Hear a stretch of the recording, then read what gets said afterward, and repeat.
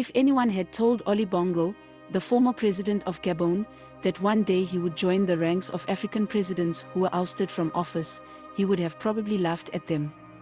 In fact, with so much confidence, Bongo said, "While our continent has been shaken in recent weeks by violent crises, rest assured that I will never allow you and our country, Gabon, to be hostages to attempts at destabilization.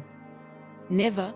Unfortunately, on Wednesday, August 30th, President Ali Bongo woke up to find himself under house arrest by military forces and accused of unpredictable, irresponsible governance as well as embezzlement and corruption.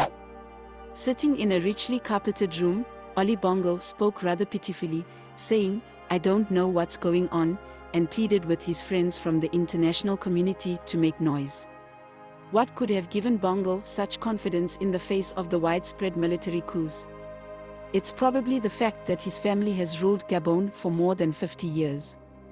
However, that was not enough to protect him because, like other African countries ruled by dictators, the people had had enough of Bongo's continued exploitation, and the military took advantage of this. This is not the first time that the military has attempted a coup. Early in 2019, while Bongo was recuperating from a stroke that had kept him from his presidential duties, the military attempted to overthrow his government, but they were unsuccessful as they were caught and quickly arrested. One of the most notable characteristics of the Bongo family rule in Gabon was corruption coupled with complete control of the resources in Gabon, resulting in them living an extremely lavish lifestyle. Recall that Gabon is a sparsely populated country with just 2 million people that has an abundance of oil, producing 181,000 barrels of crude oil a day, making it the 8th largest oil producer in sub-Saharan Africa as well as an important member of the OPEC grouping. According to the U.S. Energy Information Administration, Gabon's oil export revenue was $6 billion in 2022. This means the country's resources are more than enough to cater to the needs of the people. Despite this, a considerable number of the population lives in poverty, and approximately 40% of persons aged 15 to 24 are unemployed. In contrast, Gabon's oil reserves have enriched its rulers. Bongo is one of the richest presidents in Africa and has been associated with extravagance and an opulent lifestyle that has attracted international attention. During his recent presidential campaign for a third term, he sported a white suit by Vinci worth roughly $2,000, which is more than half the country's minimum wage in Gabonese currency. In addition, 4 months after Ali first took office, a leaked document revealed that his office had purchased 29 expensive automobiles worth €12.8 million through a Swiss company. 2 Maybach 62s valued at €420,000 each, 2 Rolls-Royce Phantoms at €370,000 each, and 2 Rolls-Royce Ghosts at €227,000 each were part of the deal. 4 years later, the head of Gabon's public spending watchdog, Jean-Fidèle Ottendalt, stated that half of the state's budget had simply vanished when probing the country's lack of cash.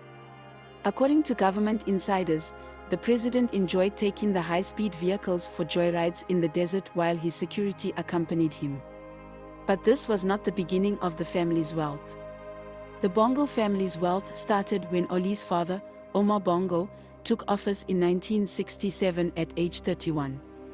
Omar came to power peacefully in a post-colonial period when other West African countries were going through conflict or successive coups.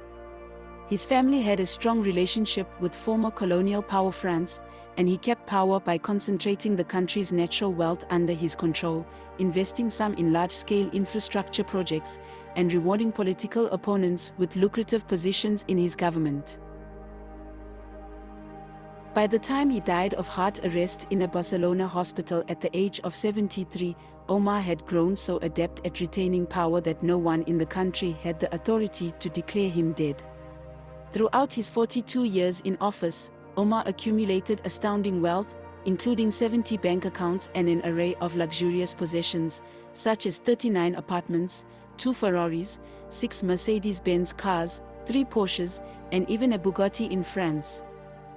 After Omar died, Ali Bongo, the scion of Gabon's ruling family, continued in his father's footsteps, weaving a narrative that intertwines luxury and power throughout his 14 years in power.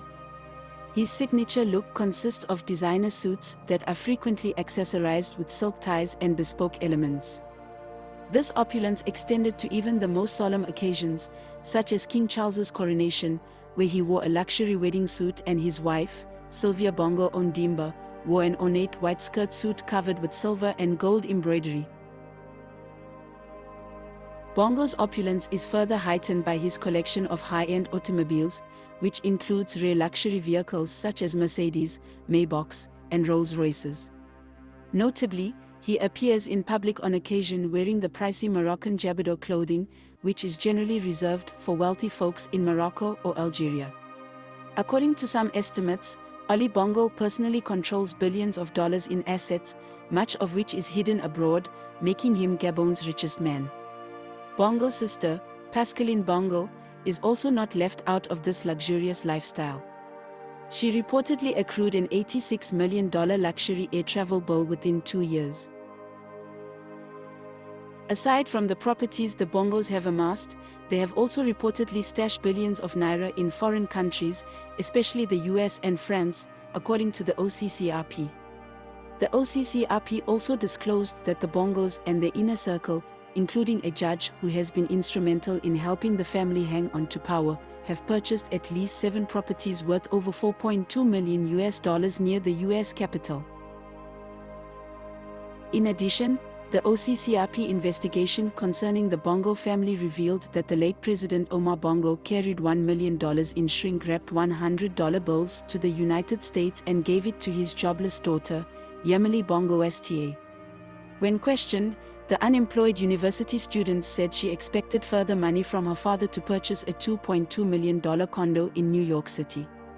She also confirmed that she bought luxury vehicles for Gabonese officials in the US at her father's request.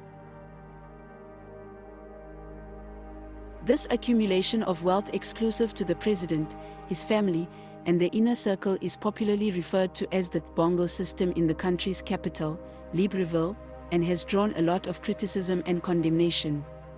The open exhibition of such excess, combined with the refusal to settle the bill, highlighted the disparity between the tyrants' lives and the grave economic hardships experienced by many Gabonese civilians.